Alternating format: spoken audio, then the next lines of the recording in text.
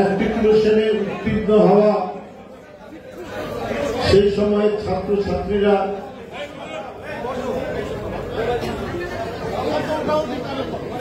ছাত্রছাত্রীরা পরবর্তীতে জীবনের আরো বিভিন্ন অধ্যায় অতিক্রম করে নানা পেশার সাথে সংশ্লিষ্ট থেকে আজকে এই বয়স অর্জন করেছে। আপনাদের নিজ নিজ পেশায় আপনারা কৃতিত্ব অর্জন করেছেন, কিন্তু আপনাদের শিক্ষা জীবনের যে প্রথম সোপান ম্যাট্রিক পরীক্ষা দেওয়া, এই বছরটাকে স্মরণ রেখে আপনারা সারা বাংলাদেশ থেকে সতীর্থরা এক জায়গায় উপস্থিত হয়েছে। এটা তো অত্যন্ত আনন্দের। আপনারা কত স্মৃতি রোমন্থন করবেন, সেই দিনের কত কথা আপনারা আলোচনা করবেন, এটাই তো স্বাভাবিক। আপনারা নিজেদের কথা বলে একে অপরের সাথে জোরালো কথা বললে পরে তো অনুষ্ঠানটা নষ্ট হবে, এবং আপনারা যে উদ্দেশ্য নিয়ে এই অনুষ্ঠানটি করেছেন, এটার শ্রীবৃদ্ধি করা, এটার সৌন্দর্য নিয়ে আসলে সবাইকে চুপ থেকে আপনারা আপনাদের কার্য সম্পাদন করবেন, তাহলে তো এটা ভালো লাগবে এবং আপনাদের অনুষ্ঠানের সার্থকতা নিশ্চিত হবে। আমরা যাদের এই অনুষ্ঠানে এসেছি তারা 1988 সালে ম্যাট্রিক পরীক্ষায় উত্তীর্ণ হওয়া মানুষ। এর মধ্যে কেউ শিক্ষক আছেন, কেউ আইনজীবী আছেন, কেউ সরকারি কর্মকর্তা আছেন, কেউ রাজনীতিবিদ আছেন। সব মিলিয়েই তো এই মিলন মেলা। তো এই মিলন মেলায় আপনাদের প্রাণ চাঞ্চল্য থাকবে, অতীত দিনের নানা কথা থাকবে, সেগুলো নতুন করে আপনাদের সামনে আসবে, সেগুলো নিয়ে আপনারা আলোচনা করবেন, কথা বলবেন, আনন্দের মধ্যে আপনারা আজকের দিনটা কাটাবেন। আপনাদের এই আনন্দঘর পরিবেশের মধ্যে আমাকে আপনারা আমন্ত্রণ জানিয়েছেন, যদিও অনেক চেষ্টা করেছি, মানে আমার আসার একেবারেই কোনো কর্মসূচি ছিল না, তারপরেও কয়েকবার আমি অনুরুদ্ধ হয়েছে আপনাদের যারা এটা অর্গানাইজ করেছেন সংগঠকদের কাছ থেকে। আমার পরে খারাপ লেগেছে যে যেভাবেই হোক একবার না হয় গিয়ে একটু দেখা দিয়ে আসি। আমার 6টার সময় হচ্ছে ফ্লাইট, আমি ঢাকার বাইরে যাচ্ছি, তো 6:20 মিনিটে। তো এর মাঝখানে আমি একটু চেষ্টা করলাম যে আপনাদের সাথে একটু মত বিনিময় করে আসি। যাই হোক, আমি বেশি কথা বাড়াবো না, আমি শুধু এইটুকু বলবো, আপনাদের আজকের যে অনুষ্ঠানটি যে উদ্দেশ্য নিয়ে করেছেন, আপনাদের উদ্দেশ্য সাধনে যাতে কোনো ধরনের অন্তরায় না ঘটে, সেটা আপনারা সেই দিকটাই আপনারা তুলে ধরেছেন। আমার ভালো লেগেছে, মানে অনেক ফুলের সমারোহের মধ্যে আমরা এখানে উপস্থিত হয়েছি, বেশ কয়েকজনের বক্তব্য শুনেছি। আমাদের আরো অনেক নেতা, তারাও বক্তব্য রাখবেন। চন্দন আছে, আমাদের আরেকজন নেতা, আমাদের কেন্দ্রীয় নেতা হেলেন জেরিন খান আছে, রুমা আছে, ওদের সাথেও ওরাও কথা বলবে, যারা উদ্যোক্তা তারাও কথা বলবেন।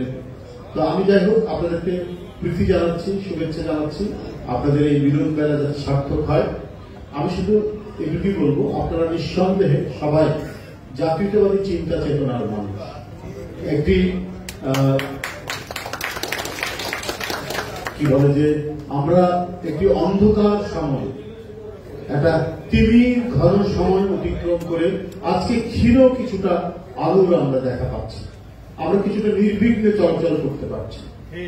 এমনও দিন ছিল আজ থেকে 4-5 মাস আগেও আমরা কেউ নির্বিঘ্নে চলাচল করতে পারতাম না। আমাদের সবসময় ডানে বামে সামনে পিছনে আমাদের তাকিয়ে চলাচল করতে হতো। কোথাও গোয়েন্দা পুলিশ দাঁড়িয়ে আছে কিনা, কোথাও পুলিশ দাঁড়িয়ে আছে কিনা, কোথাও র্যাবের গাড়ি দাঁড়িয়ে আছে কিনা, আমি পার্টি অফিস থেকে বেরোলে পরে গাড়িতে ওঠা পর্যন্ত এরই মধ্যে কেউ ধেয়ে আসবে কিনা, এর কোন নিশ্চয়তা ছিল না। 15-16 বছর ধরে আমাদেরকে এই ধরনের বিপজ্জনক পরিস্থিতি অতিক্রম করে আমাদের জীবনযাপন করতে হয়েছে, আমাদেরকে চলাচল করতে হয়েছে। বিপদের ঘন ছায়া বিস্তৃত করেছে আমাদের জাতীয় জীবনকে। এর মধ্যে দিয়ে আজকে আমরা চলাচল করছি। আজকে প্রাণের যে উচ্ছলতা আপনাদের মধ্যে দেখতে পাচ্ছি, এটা যদি আজকে 5-6 মাস 7 মাস 8 মাস আগেও হতো, হয়তো আপনারা 1988 ব্যাচ ম্যাট্রিক পরীক্ষার ব্যাচ আজকে যে এখানে আপনারা একসাথে একত্রিত হয়েছে, এটা হয়তো সম্ভব হতো না, এইভাবে এত স্বতঃস্ফূর্ত ভাবে সম্ভব হতো না। তো আমরা যে পরিবেশটির কথা চেয়েছিলাম, একবারে নির্মল আনন্দের যে পরিবেশ, যে পরিবেশের মধ্যে যে কোনো মানুষ নির্মল আনন্দ উপভোগ করতে পারে, আমরা সেই পরিবেশ চেয়েছি। মানুষ কথা বলবে, কাণ্ড জ্ঞান সম্পূর্ণ কথা বলতে তার যেন কোনো ধরনের বাধার মুখে পড়তে না হয়, তাকে যেন কোনো ধরনের বিপদের মুখে পড়তে না হয়। এই যে কথা বলার স্বাধীনতা, এই স্বাধীনতা নিশ্চিত করার জন্যই আমাদের নিরন্তর সংগ্রাম আমাদের চালাতে হয়েছে প্রায় 15 থেকে 16 বছর। আর এটা চালাতে গিয়ে আমাদের দল এবং যারা গণতন্ত্র মানা মানুষ কত ধরনের ক্ষতি, কত ধরনের বিপদ তার মাথার উপর নেমে এসেছিল, সেটা আপনারা এখানে প্রত্যেকেই জানেন। আমাদের সামনে থেকে আমাদের কত বন্ধু নিরুদ্দেশ হয়েছে, তার হদিশ আমরা এখন পাই। কত গুম হয়েছে, কত অদৃশ্য হয়েছে, কত ক্রস ফায়ারে মারা গেছে, কারণ লাশ আমরা পেয়েছি খালের ধারে, নদীর ধারে, বিলের ধারে। এই পরিবেশ তো আমরা অতিক্রম করে আসতে পেরেছি। আজকে দীর্ঘ 15 বছর বিএনপির নেতৃত্বাধীন যে আন্দোলন সংগ্রাম, এর সাথে গণতন্ত্র মনে রাজনৈতিক দল, এর উপরে গত জুলাই আগস্টের ছাত্র জনতার আন্দোলন, সর্বশেষ সব সম্মিলিত হয়ে আমরা এই দেশে এক হিংস্র দানবকে তাড়াতে সক্ষম হয়েছে।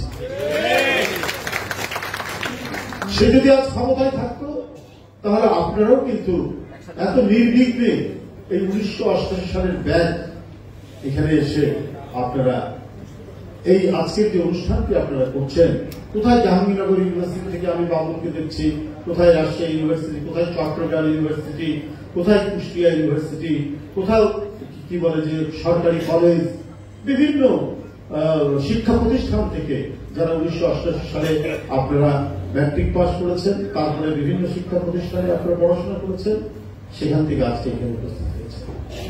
তো এই পরিবেশের জন্য রক্ত গঙ্গা বয়ে গেছে আমাদের দেশে নদীগুলিতে, রাস্তায় রাস্তায় রক্তের আলপনা আঁকতে হয়েছে আমাদের শহীদদের। তাদের আত্মনিবেদনের মধ্যে দিয়ে আমরা কিছুটা হলেও যে অর্জনটা করতে পেরেছি, এই অর্জনটা পরিপূর্ণ অর্জন নয়, এই অর্জনটা হচ্ছে আংশিক অর্জন। অনেক কিছু কাজ করতে হবে এখন, নানাভাবে নানা কিসেমে গণতন্ত্র বিরোধী শক্তি এবং পতিত স্বৈরাচারের দোসররা, তাদের সহযোগীরা নানাভাবেই কাজ করছে এবং একটির পর একটি ঘটনা সারা দেশের মানুষকে ভাবিয়ে তুলছে, আতঙ্কিত করছে, তাদেরকে উদ্বেগ উৎকণ্ঠায় নিমজ্জিত রাখছে। সচিবালয় চারিদিকে ঘিরা একটি সরকারি দপ্তর, সেখানে আগুনে ভস্মীভূত হয়ে গেল এত ফাইল, এবং তার মধ্যে সবচাইতে বিতর্কিত দুর্নীতিবাজ সাবেক ক্যাবিনেট সচিব, যার নামে তদন্ত হচ্ছে, তার ফাইলে পুড়ে গেছে। এটা তো রহস্যজনক। এটা তো আজকে সারা দেশের মানুষ সন্দেহ পোষণ করছে, কারণ গত পরশুদিনই আমরা দেখেছি যে শেখ হাসিনার নিকটজনদের বেশ কিছু ফাইল তলব করেছে সরকারের প্রতিষ্ঠান। এরপরেই গতকাল এই ধরনের ঘটনা, গত পরশু গভীর রাত্রে ফাইল, মানে সেই বিশাল আপনার অগ্নি প্রজ্বলন হল সচিবালয় থেকে। তার মানে সন্দেহ তো জনগণের আসতে পারে, কারণ ঘটনা কোনো বিচ্ছিন্ন ঘটনা নয়, একটির পর একটি ঘটনা, মানে সিনেমার চলচ্চিত্রের মতো একটির পর একটি যেমন আসে, ঠিক এই ঘটনাও তাই। তো সুতরাং জনগণের সন্দেহ হওয়াটা অত্যন্ত স্বাভাবিক। তাহলে একটি সরকার, অন্তর্বর্তীকালীন সরকার যারা হয়েছে, তারা তো এই দোষরদেরকে চিহ্নিত করে আপনার ব্যবস্থা নিয়ে গণতন্ত্রের উপযোগী একটি সরকার বা যে বৈপ্লবিক চেতনা নিয়ে এত ছাত্রের আত্মদান, এত মাসুম বাচ্চার আত্মহুতি, তাদের স্পিরিটকে লালন করে প্রশাসক সাজানো হয়নি। সেই শেখ হাসিনার দোষর, সেই আওয়ামী ফ্যাসিবাদকে যারা প্রকারণ করে, যারা সহযোগিতা করেছে, সেই সমস্ত প্রশাসনের লোক, পুলিশের লোক যারা মুজিব কোড করে আপনার ওসিগিরি করেছেন, এসপিগিরি করেছেন, ডিসিগিরি করেছেন, তারাই প্রমোশন পেয়ে আজকে সচিবালয়ের বিভিন্ন পদে তারা বসে আছে। কেউ জয়েন্ট সেক্রেটারি, কেউ এডিশনাল সেক্রেটারি, কেউ সচিব। তো তারা ডক্টর ইউনূস সাহেবের সরকারকে আপনার সহযোগিতা করবে কেন? তারা যে এই যে গণবিপ্লব, এই বিপ্লবের যে চেতনা, স্পিরিটকে তারা ধারণ করবে কেন? তারা তো নানা কারসাজির মধ্যে দিয়ে এই সরকারকে ব্যর্থ করার চেষ্টা করবে, নানা কারসাজির মধ্যে দিয়ে। আমরা এখন আরেকটি জিনিস দেখতে পাচ্ছি, সেটা হচ্ছে এই যে যারা গণতন্ত্রের জন্য নিরবচ্ছিন্ন এবং ধারাবাহিক আন্দোলন করেছেন, তারা তাদেরকে একজন আরেকজনের বিরুদ্ধে একটা প্রতিপক্ষ করার তৈরি করা হচ্ছে। কিন্তু অন্তর্বর্তীকালীন সরকার এটা বুঝে হোক না বুঝে হোক সেই প্রতিপক্ষ হওয়ার দিকে যাচ্ছে। তাদের ন্যারেটিভ এবং বয়ানটা এমন যে যারা রাজনীতি করে, যারা রাজনৈতিক দল, বড় রাজনৈতিক দল, যারা গণতন্ত্রের জন্য লড়াই করেছে, তাদেরকেই তারা প্রতিপক্ষ ভাব তৈরি করছে। মানে ব্যাপারটা হচ্ছে যে কেউ কেউ বলছে যে শুধু কি নির্বাচনের জন্যই এই আন্দোলন হয়েছে, এত জীবন দিয়েছে, এই কথা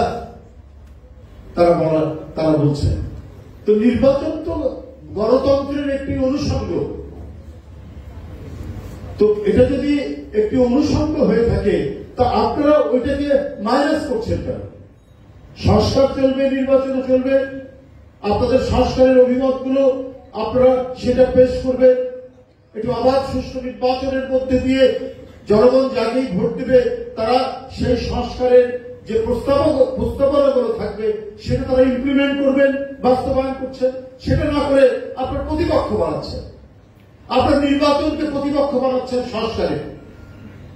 মানে ব্যাপারটা হচ্ছে তারা এমন একটা কিছু করছেন যে গণতন্ত্রকে, নির্বাচনকে তাদেরকে এক জায়গায় রেস্ট দিতে হবে বা একটা ঘরে আটকে থাকতে হবে।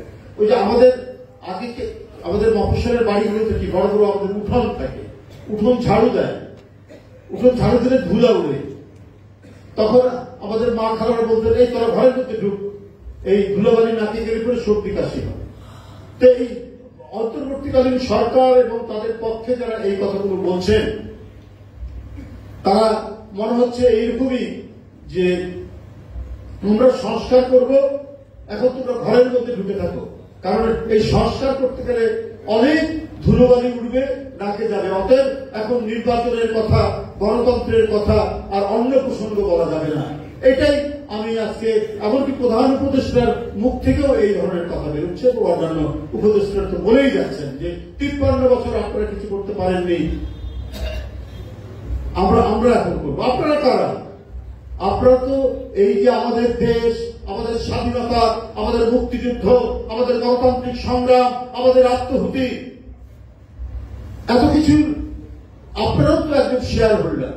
এই সুবিধা তো আপনারাও পেয়েছে যে মুক্তিযোদ্ধারা দেশের জন্য সংগ্রাম করেছে, আত্মহুতি দিয়েছে, যে স্বাধীনতা অর্জন হয়েছে, সেই স্বাধীনতার তো আপনারাও সুফল পেয়েছেন। আপনারা সুফল পাননি, আপনারাও সুফল পেয়েছেন। তাহলে আপনাকে রাজনীতিকে আলাদা করছেন, নির্বাচনকে আলাদা করছেন, গণতন্ত্রকে আলাদা করছেন, আর সংস্কারকে বড় করে দেখছেন। এখানে তো আমাদের মনে হচ্ছে কোন দুরভিসন্ধি আছে, কোন ধরনের দুরভিসন্ধি আপনারা কাজ করছেন। এটা তো হতে পারে না। কেন এটা থাকতে হবে? আপনারা সংস্কারের কথা বলতে থাকুন, এটা নিয়ে ডিবেট হবে, ডিসকাশন হবে, ডিসকোর্স হবে, কিন্তু নির্বাচনের প্রক্রিয়াও চলতে থাকবে। এটা বলা তো অন্যায় কিছু না। কিন্তু শুধু সংস্কারের কথা বললে আমাদের মঈনুদ্দিন ফখরুদ্দিনের কথা মনে পড়ে। তারাও সংস্কারের কথা বলছে, বারবার বলেছে আমরা সংস্কার করব, সংস্কার করব। আমরা তার কি রেজাল্ট পেয়েছি? আমরা পেয়েছি শেখ হাসিনার মতো একজন দল, ওরা পার্লামেন্ট ধ্বংস করেছে, ওরা বিচার বিভাগ ধ্বংস করেছে, ওরা আমাদের সকল গণতান্ত্রিক প্রতিষ্ঠান ধ্বংস করে একটি নেকড়ের রক্তচোষা আত্মা নিয়ে